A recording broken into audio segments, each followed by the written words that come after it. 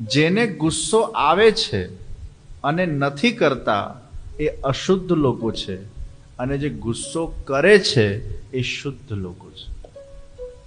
કેમ? એક છે કે ગુસ્સો આવે જ નહીં, એક જુદી વાત છે.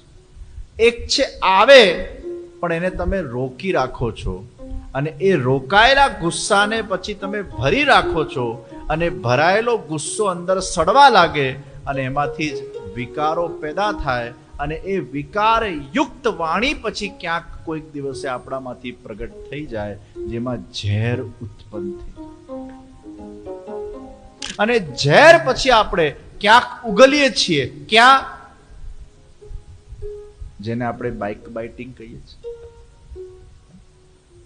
બેક બાઇટિંગ એટલે શું?